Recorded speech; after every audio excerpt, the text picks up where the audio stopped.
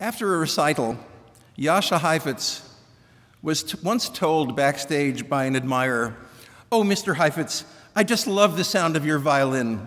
At which point, as the story goes, Jascha walked to his case, picked up the fiddle, put his ear to it, and said, "Funny, I don't hear anything." Which actually brings up the famous philosophical riddle. If a tree falls in a forest and no one is around to hear it, does it make a sound? George Berkeley in the 18th century developed what he called subjective idealism, which coined famously the phrase, "to be is to be perceived."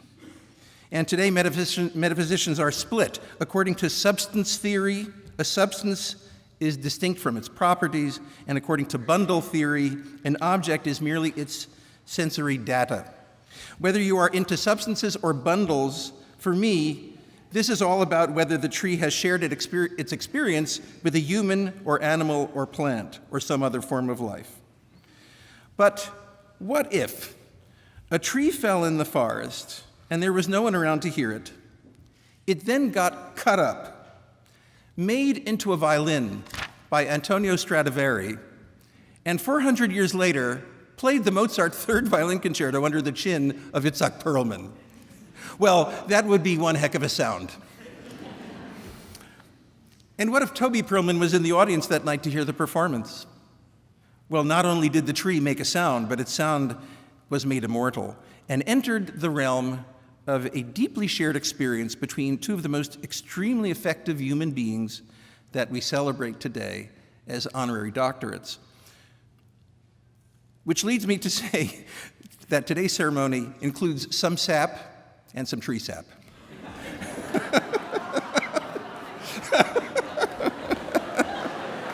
Had to do that. That was for Itzhak.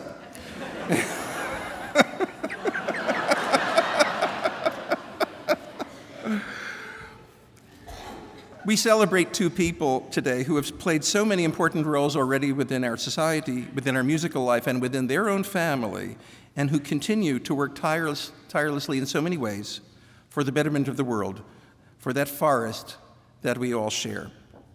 Itzhak Perlman is our world's greatest and most important violinist, and he's on this stage today. He has now become one of the greatest violin teachers of the world and one of the world's greatest conductors. In 2009, Mr. Perlman was honored to take part in the inauguration of President Barack Obama. President Reagan granted him a Medal of Liberty in 1986, and President Clinton awarded him the National Medal of Arts in December 2000. He was the Kennedy Center honoree in 2003. In 2007, he performed at the state dinner for Her Majesty the Queen and the Royal Highness Duke of Edinburgh, hosted by President George Bush and Barbara Bush at the White House. It would be almost a tiresome chore to recount all of the achievements of this wonderful, wonderful artist who is not only an American icon, but a world icon for music, for great music, and for humanity. Toby Perlman was a young violinist at the Juilliard School when she first dreamed of creating a camp for prodigious young musicians that would not only give the children the training they needed to help their musical gifts blossom, but to allow kids to be kids. With her husband, Itzhak, she founded the Perlman Music Program. And the program is founded on the belief that the talent of young musicians needs to be supported. Left alone with their gift, without the instruction and mentoring that allows them to thrive, even the most exceptional young artists will struggle to reach their full musical potential. A passionate advocate for arts and education, Toby has appeared as a frequent guest speaker for other educational institutions such as Public Television, University of Michigan, the Juilliard School, Chamber Music America, and many others. And before founding the program, Toby raised 5 children, and the two Perlmans, by the way, have 9 grandchildren. And she says she was, quote, the prototype of the old-fashioned housewife, complete with carpools and endless cooking.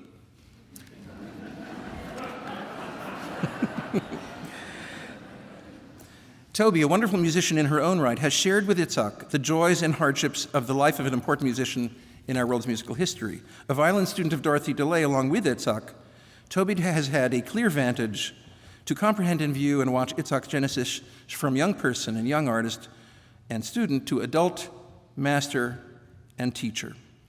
Toby has been the key to Itzhak's finding new voices as teacher and conductor, and helping Itzhak translate his passion and commitment from the father Itzhak to the pedagogue Itzhak. And I know how much their students treasure the guidance in all ways that the Perlmans furnish them as a couple. Toby has to a great extent provided the context within which Itzhak could find these new voices as educator and conductor. You will hear more about the Perlman music program from our own Mary Peckham, cellist of the Cavanis.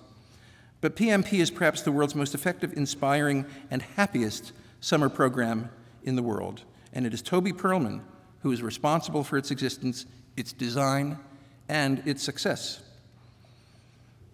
And I have to say that its design and the completeness of its approach has had a very strong influence over my thinking as together we dream here of our own school's future evolution.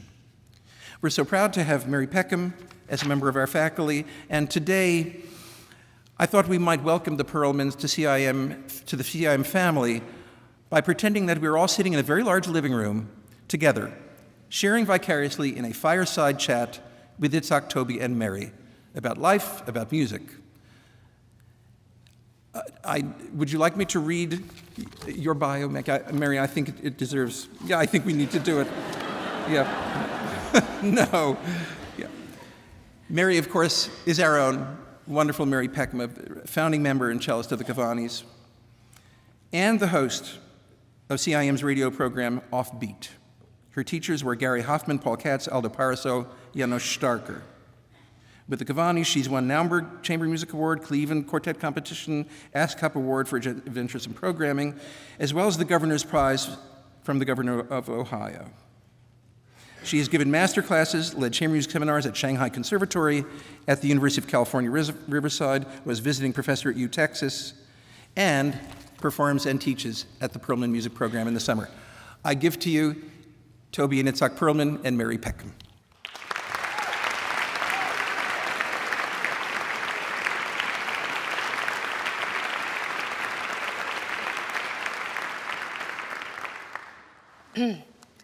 Yes, quite as well. I've had the very good fortune to work with these amazing people for the past 11 years as part of the family at the Perlman Music Program. Toby, whom I call Toby One Kenobi, is the person I'd most like to be like when I grow up. And Itzhak, I'm convinced, is listed in the Webster's Dictionary as the top example in the definition of good guy. In a nutshell, these are spectacular people. So Toby One, Itzhak, welcome to CIM. It's pretty amazing to have you here. A little love, please.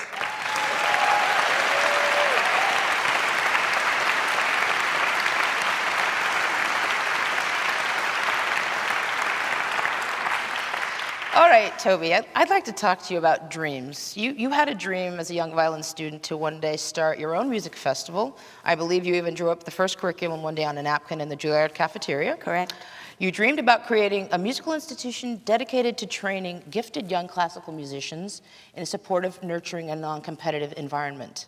Today, after 18 years, the Perlman Music Program has a 6-week summer music school, a 2-week summer chamber music workshop, holla holla, a 2.5-week winter residency in Sarasota, Florida, a mentorship program, an alumni concert series, special concert events throughout the school year, as well as visiting residencies abroad in places like, China and Israel. Speaking of dreams, I know you also dream about every performer playing perfectly in tune. Now, I don't mean to get all Freudian, Toby, but are the dreams of starting a summer music festival and playing in tune related? No. Because there's a certain amount of fantasy in a dream. I mean, playing in tune is impossible. It's an unachievable goal, pretty much. So it's a goal. We have to try to play in tune all the time. And my husband can talk more about it. But I think the important thing about the dream, and it's very important to people here who are graduating, and all of us, is that the trick with the dream is almost almost, not to let reality creep in. In other words, dream the dream, think the thought. Don't worry in the beginning about how it's gonna happen. Get the dream set in your head and then go for it. And then, of course, you have to be realistic and you have to, the world is full of problems and money is always the problem, like give me the money all the time. But I do think it's important to dream first without the negative impulse. Mm-hmm. I love that. Itzhak, speaking of dreams, in a magnificent career that started out for you primarily as a solo performer, you now also teach a large studio at Juilliard and you can conduct orchestras all over the world. I cannot imagine that when you were finishing your studies at Juilliard, you envisioned yourself wearing so many hats as a professional musician. You are also a Mets fan and a member of a doo-wop group called the Pearl Tones. Devotion to a sporting franchise and singing come go with me aside. When you were first embarking on your professional career, did you ever dream that you would be involved in so many different activities professionally? No, I actually didn't. And when I was growing up, what I dreamt about was play concerts. That was it. And people started, after a few years, they started to ask me, what about conducting? And of course I would say, forget about it. I've got enough stuff to work, to practice, and so on. Forget about conducting. So that didn't happen. And then the teaching part of it started rather early. And I always say that I always recommend to my students, if you ever, and I think this is very applicable to everybody here who's graduating as well, if you ever have a chance to teach, grab it. It's very important because when you teach yourself. And whether you're a singer or an instrumentalist, a brass player or a string player, when you teach, you go on a different sphere. You go on something different. You have to listen differently. The minute you listen differently, performing is what about listening. That's what it is about. So teaching is very important. So I was very lucky. I had the opportunity to give master classes very, very early. And also to be very, very nice to students very, very early. My very first master class was a nightmare. I had no idea who was going to play for me, and somebody played for me, and it was bad. It wasn't a subtle bad. It was bad. Now, here I am sitting in front of an audience, and I'm supposed to find something good out of something bad. And so that was my first experience of trying to figure out what to isolate in somebody's playing that would be positive so that then I can get into the negative part and try and fix that. And I think that's all about, teaching is all about that. Luckily I don't have people who are bad, but sometimes you try to say something and before I say anything, before I open my mouth, and I think everybody who is I'm sure experienced in teaching can say, is try and figure out what would you like to say, but what do you have to say? I would like to say, oh my God, where am I going to start with this person? Or would you like to say, your vibrato is excellent, but the intonation can be worked on. Or vice versa. As my old teacher, Dorothy DeLay, used to say, I always tell that story. When something was out of tune, she would always say to you, before saying anything, she would always call you Sugar Plum, because she was from Kansas, as she said. Now, Sugar Plum, what is your concept of G sharp?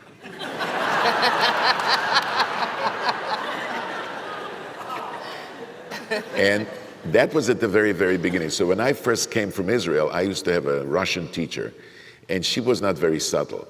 Out of tune.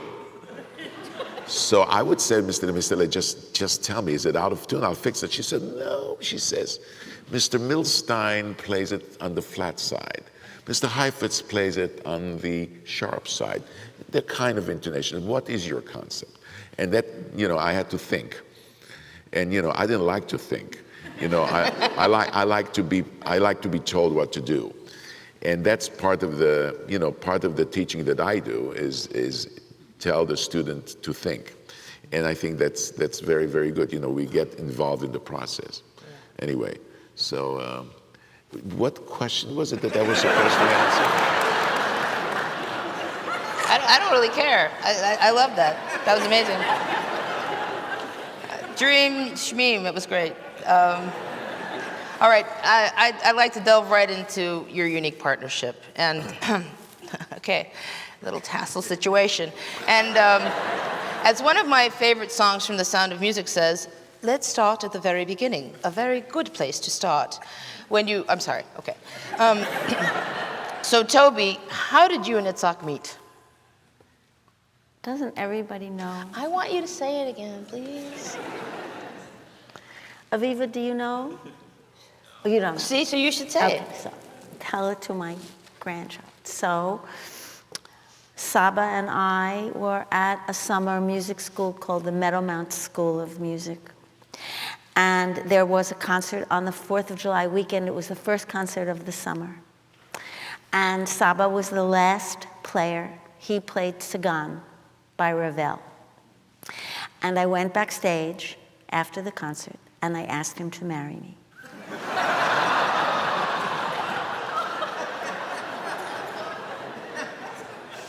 That's it.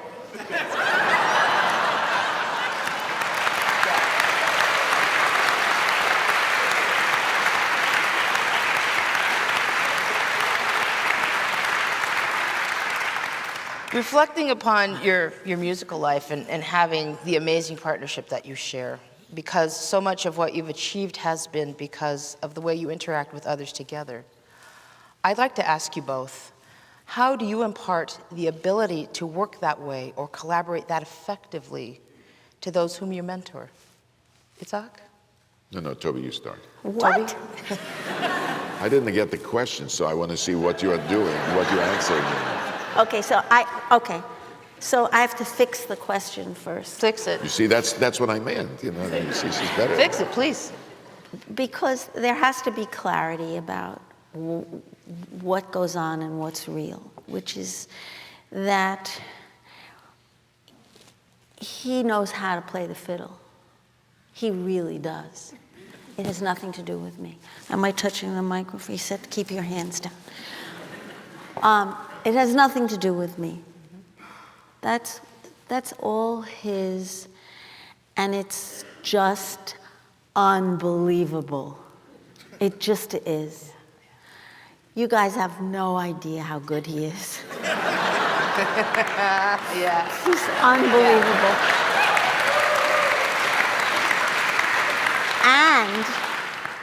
And he keeps getting better. And maybe, and I don't know if this is true, maybe he's old now and maybe it's harder for him. He says it is. I think probably it's not, but he says it is. But it's better all the time because his playing is more interesting. Absolutely, it's developed and it's become what it should be, and hopefully it will keep getting better. So that has really very little to do with me. It has to do with who he is, his life experience, what he brings to the music. PMP is something else. I have to correct Joel. We didn't find it together, find it together, do it together. I did it.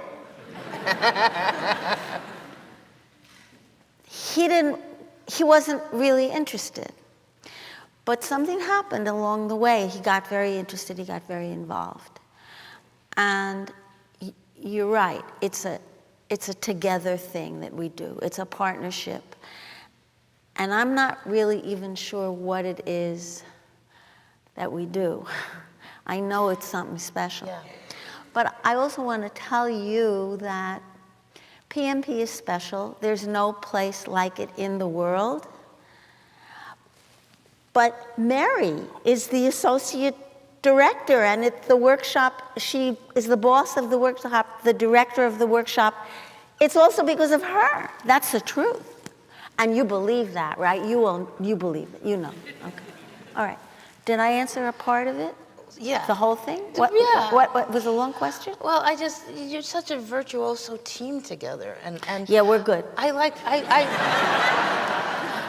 want there to be more virtuoso teams. So do you have any secrets for us, I guess?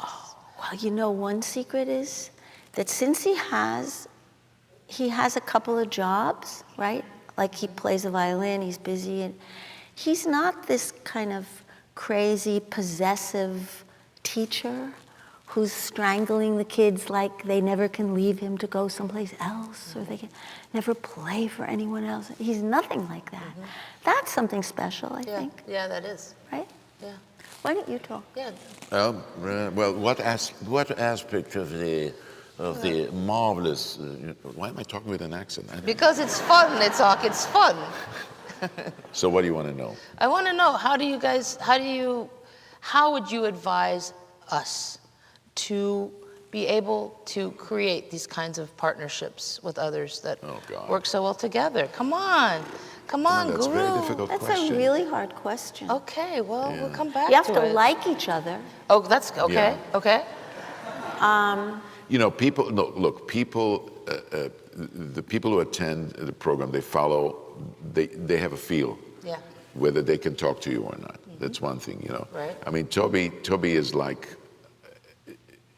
She's like a magnet when it comes to people. When they look at Toby, and somebody says, "I got a problem," that's the person I want to talk to.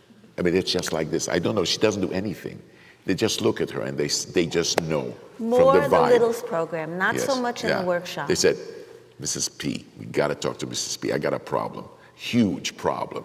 I got to talk to Mrs. P." And that's part of the thing that really is quite amazing. The other thing about this partnership, and I don't know whether it has to do with the partnership or it has to do with the quality of the program, is that it's year-round. So that it's not like we meet in the summer and let's see you next summer. So I think that's partially what makes it also very special. I think we're all grateful. Thank you Yeah. for that. Yeah. And you guys look great. I know I like that, this kind of meeting, you know, because Yeah. we you know, everybody talks how nice we are. You are. It's great. And I, you know, actually, I know that Whether the it's two true of- or not, It I know is. it. Yeah. I know that you are often invited, in fact, regularly to all kinds of fancy and formal events at the White House. Very fancy. How much would we have to pay you to wear what you're currently wearing to the next State House dinner you attend? Never mind. Okay. So. That one didn't work. Yeah. Yeah. So I guess I am on The Office. Okay. Toby and Itzhak, I know that you both studied with Ivan Galamian and Dorothy DeLay. How did the fact that you shared the experience of working with these two iconic teachers impact and affect your partnership? I think it's very important. Right? That's it.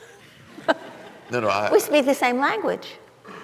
It's you know, point of contact. yeah, we talk about the same thing, you know. I mean, we basically don't have to say too much. Let's say if we look at somebody playing, we both say, good bow arm, or needs some work, etc. You know. So, but we come from the same background. So, and the thing about the Galamian DeLay partnership, and you talk about partnership, that was when that partnership was there. Yeah. It was phenomenal. Yeah. It was phenomenal because Galamian was more of a old-fashioned, you do what I tell you, and you play the violin. And Mr. DeLay was always like, why don't you tell me what you have to do to play the violin? In other words, it was an upside-down kind, and I hated it. When I first came to the States, I hated it when she started to ask me what I thought of something. I said, just tell me what to do and I'll do it, you know, just leave me alone, you know? And it's very funny because right now I teach like she did. It's funny, I kept, you know, and of course it's fantastic, you know, for those of you who are about to embark on a teaching experience, I can give you a secret right now. If you really, you know, I'm sure that some of you, when you haven't taught, your nightmare is, what am I going to say? What if somebody plays and I don't know what to say? Well, I have a trick for you. The first thing you can say is, what do you think you have to work on? And you might just get some great ideas, and then you can embellish on that. You start the process, you know. So, actually, I've heard that many times, and I almost shouted, "Great idea!" Toby, can you describe to me your feelings regarding the importance of the teacher? Well, the teacher is all important. It's like a psychiatrist. The student makes a transference to the teacher. It has to be that way. And then they work as a team. And the right fit is essential. So the teacher who is great for one child is not necessarily great for the other child. And in my personal opinion, it's very important for teachers to be positive and kind. I don't think being mean accomplishes very much. I think that all of us, not just children in a learning situation, but all of us, when somebody says something nice to us, our emotional response is to open up and be receptive and want to hear the next thing they say, because they just said, "Oh, you have great shoes," you know? Okay. Which you do. Yeah, and these are Mary's favorite. I love them, sorry. I think we're all of us, adults, feel that way. Well, children feel that way too, but even more so because they're not yet together, their personalities aren't formed. And if you want to get the most out of a kid, whether it's your own child or you're teaching somebody, the way to do it is to be positive. And then, you know, okay, it may be out of tune, but maybe, you know, you don't want to say it first thing out of the box. Maybe you want to find something wonderful to say first. And this is, I know you just said all of this, but this is essential in the teacher-student relationship. I think that kids who have teachers who are mean carry that meanness with them. They feel bad. It doesn't ever go away. He still talks about his teacher in Israel who was mean and nasty. Maybe a better teacher than you think. I don't know. A pretty good teacher, but mean. Teaching by fear. It's no good. You have a remarkable family. You raised 5 of the most splendid human beings on the planet. Yes, we did. Yes, I'm not kidding. They're amazing. And you have 9 grandchildren. Now we have a representation. Nava, Noah, and Aviva, can you just stand for a moment? No, come on. Oh, Can we, no, come on, wait, just no, a wait. little love. No, Come on, you show don't them a have little to do love. it. Come on, You got please. the wrong people. I'll give you $100. Aviva, why don't you stand as a representative? She won't do it? Okay. Well, they're right there. They look gorgeous. Take my word for it. I know that family and community are extremely important to you. Would you both say that your experience as a parent or grandparent informs you or enlightens you as a teacher or mentor? And if so, like, how does that do that? It does. How? Well, it's the same, you know, I mean, you can, well, I can give you one example. Yeah. To be a teacher is not only to know what to say, but to know what not to say. And I think, wouldn't you say that that's to be a parent is the same thing? Silence. Not only to know what to say, but to know what not to say and when to say something and when not to say something. Yeah. So I think that's just one thing that And you know, comes to mind. Miss DeLay used to say that the more gifted the student, the less she said in the lesson, because she was afraid. She was afraid to upset the apple cart. If it was going well, she would just be quiet. And the same is true with your kids. If your kids are doing nicely, don't say much. Yeah, they'll be okay. Simple. Okay, I want to play a game. I was waiting for Are you Yeah, ready? right. Okay, I want to play a word association game with you guys. So I'm going to ask. Hat, too small. Okay.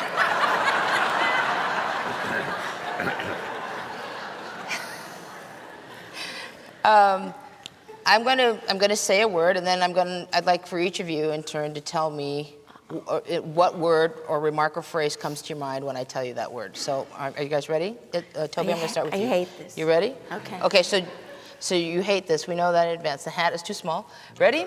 Toby. Perlman. That was good. Education. Love. Itzhak. Singing. Love. Toby 1. Collaborate. Careful. Itzhak. Heifetz. God.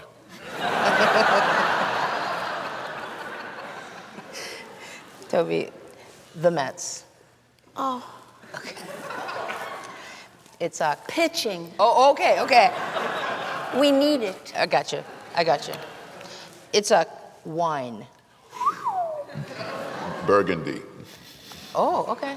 Yeah. Yes, any Burgundy people here? Ah, good. Toby. Teacher.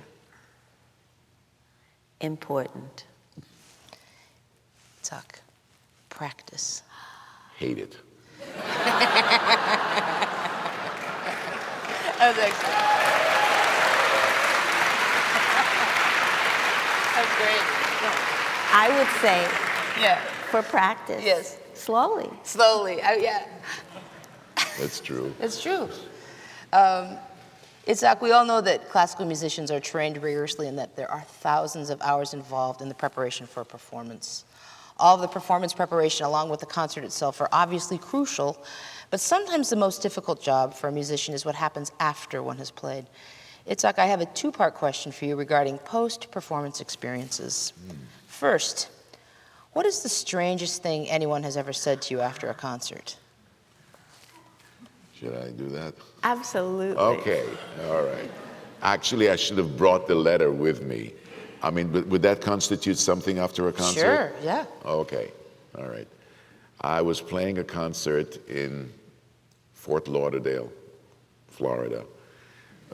And let's put it that way. It was a very good recital with an excellent pianist. Well, tell it. Well, I was supposed to play a recital there, and just as it happens, vacationing in Florida, at Fort Lauderdale, was another minor kind of musician by the name of Daniel Barenboim. So, and Daniel and I, at that time, we were, he said to me, look, he said, why don't I play for you? I said, what do you mean? He says, tell your pianist to sit in the hall and relax, and we'll do the recital. And that's what happened, and it was very nice. So I get a letter. Great recital. Yeah. So I get a letter. I really wish I had it in front of me, but I know it so well, so I can actually tell it to you verbatim. Dear Mr. Perlman, I went to your recital in Fort Lauderdale the other day, and you played so badly that I left at intermission. You obviously were not prepared. You had a music stand in front of you. I was there with my boyfriend, who used to fly in the Israeli Air Force, who told me to tell you that if Israel would have fought the war like you played, it would have lost all the wars. I therefore require $50 back as a refund of the tickets. I'm not charging you for wear and tear on the car or for gas.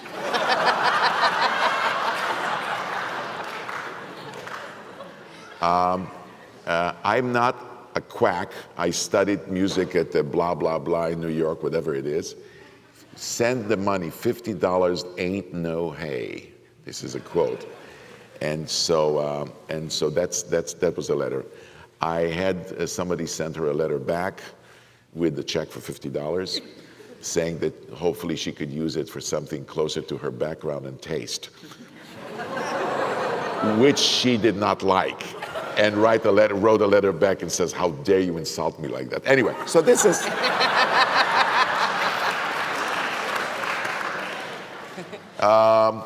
another backstage, let me see, another backstage. which I kind of liked. A man came backstage and says, Mr. Perlman, bravo, but you know that Bach you played, very nice. But the Beethoven, very good. And the last piece, you know, but that was very good. You know, that was it. You know, I was waiting for something bad and nothing happened. Oh, yes. And then of course, you have two types of things. One of them is like, I played this piece by Bazzini called Dance of the Goblins. So somebody comes backstage and says, do you know, he said, you know Eric Friedman? I said, no, he says, you know Eric Friedman plays with Bazzini. That's what he does. I said, oh, that's nice. And he just left. That was it. And then he came back and he said, by the way, do you know him? I said, yes, I do. He said, then he left again. And that was it. But the other thing that was, I loved it, is I was playing something with a spiccato and this man comes backstage and says, oh my God, he says, you have such a fantastic spiccato. What kind of bow do you use? I love that. Yes. So I told him I use a spiccato bow. So just a few. That's great. Toby, I'd like to ask you along the same line. What do you feel is important about the post-concert experience for the performer? In other words, what is our job after a concert? Our job is to say to the person who performed, you were wonderful. Not it was wonderful. You were wonderful. Because that's what people need to hear after they perform. And try not to say, what a great piece. Right.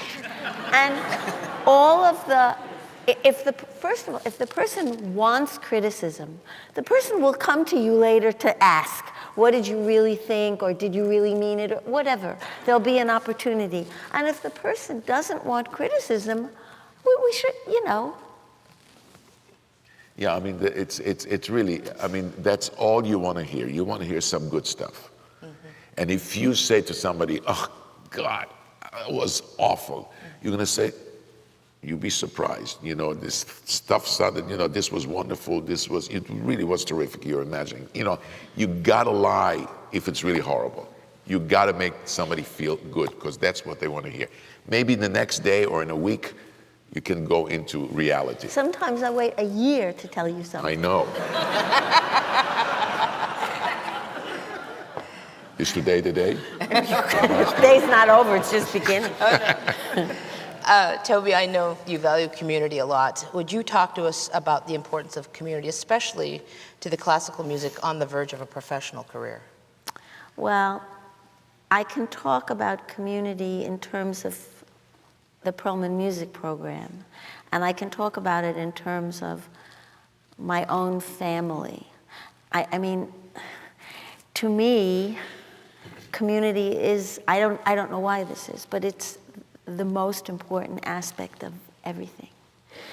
It means I'm much more concerned with and involved in the Perlman music program in terms of, are the kids loving each other, and are they helping one another, and if there's a problem within the community, are we all rallying around to make sure we're helping the person who needs help? I'm not sure that I'm answering it in the proper way. No, it's great. And I think that what happens at PMP is that when our littles arrive, the new ones, there's always a group of new kids, because there's always a group who have turned 18 and they can't come back to the 6-week program.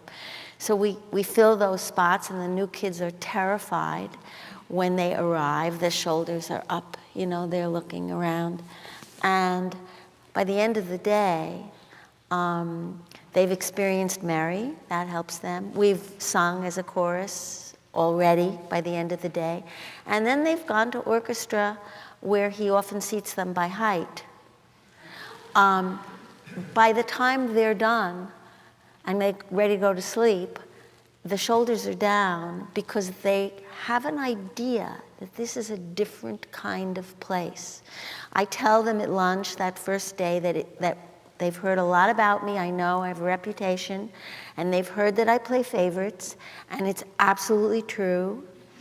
And that my favorite is the person sweeping the kitchen with a smile, or wiping the tables, or scraping the dishes with a smile, and helping the person next to them. And that's true. I mean, I'm into that. I think trust plays a part in the community. Honesty, you have to be honest. And then the kids learn how to do that in some way. I don't know if that's the right Oh, that's great. answer. It's beautiful. Itzhak, what was the best advice you ever received about life after college or conservatory, or upon entering the professional musician's life? The best advice. Do you remember? Yeah. Well, I don't. What would be your advice, actually? My advice Yeah. after Like for all of us that are about to take that step after leaving college or conservatory. the most important thing that you should know is you should have, if you love music, that's the important thing, is to love music. Once you love music, my advice is always to be flexible. Not to go and say, I'm going to do A, but to say, I'm going to do A, and if A doesn't work, I'm going to do B or C or D or a combination of both. And that's basically, there's a lot of stuff that you can do in music, you know, and the people who have blinders and say, I'm only going to do one thing, are usually, they sometimes suffer because they don't see, you know, you've got to be imaginative, especially these days. These days, there's a lot of competition. The level of instrumental playing, I think, is incredibly high. It's higher than it used to be. And so there's a lot of stuff that goes on. There's a lot of competition. And so people has to, you know, the people with imagination are the ones that really make it work. Yeah. And there's always something, you know, just think out of the box. That's my, Don't give up on your dreams. that's right. Wow. Well, finally, this is sort of a restatement of what I just asked you, but in a slightly different way. Toby and Itzhak, upon receiving your honorary degree today, you will be from this day forward, Doctor. Yeah. That's right, Dr. Toby Perlman and Dr. Itzhak Perlman. Though you will most likely be unable to fulfill requests for medical treatment, I wonder if you might consider prescribing or offering your thoughts for our graduates today about the pursuit of a happy life in music. A happy life. You first. Well, do what you love. Yeah. So I'm assuming that you love what you do. Otherwise, you're not going to be stuck in this institution if you don't like what you do, right? I'm kidding, stuck. No, just remember, why did you come here? I mean, you come here just for fun? Of course. I mean, you've come here because you believe in what you're doing. It's Right. not like, you know, I have several choices and might as well, you know, let's A, B, you know, okay, I'll take music. You didn't come for that. You came, you know, you've been a musician, you know, ever since you're young, you know, and you've committed yourself. So that's what you like to do. So you do continue to just remember that's your love. And then you go from there, you know. But the important thing is to not forget that this is not just say to yourself, I am lucky that I'm going to have a chance to make a living. It's something that's great. You know, it's something that's wonderful. I don't know if that works, but No, that's it's something. I actually have advice. something else to say that's Yes. practical. Please, please. Which is kind of new to me in a way, although I saw it in you when we were first married, and you didn't practice at all, ever, which was frightening to me and shocking. But I've heard from some of our PM peers that when they graduate, they find themselves at loose ends in terms of their actual work at the instrument, because before they had classes, they had orchestra, they had chamber music, they had a lot to do, and they had to squeeze their practicing in, and they had to make the most of every minute that they practiced, and they struggled. And then suddenly they've graduated and they've got time. So they decide, well, they're going to practice a little bit later, maybe in the day, maybe another cup of coffee first, maybe. And I would just caution everybody, you know, practice. And try to practice every day at the same time. And don't stop working. It's a big mistake. You'll play out of tune. It comes back to that, doesn't it? Yeah, so I mean, that's just a cautionary word of advice. No, it should be a way of life, I think, You in know, some ways. listen to who's giving it. I got married, I stopped practicing forever. Look, I have nail polish. It's beautiful. Yeah. Wow. You guys, I can't tell you how much it means to me, and I think for all of us, to have you here today and for you to honor us with your presence. And I think we now get to honor and thank you for all that you've done for great music. And I know you'll continue to do it. Can we please show them some love?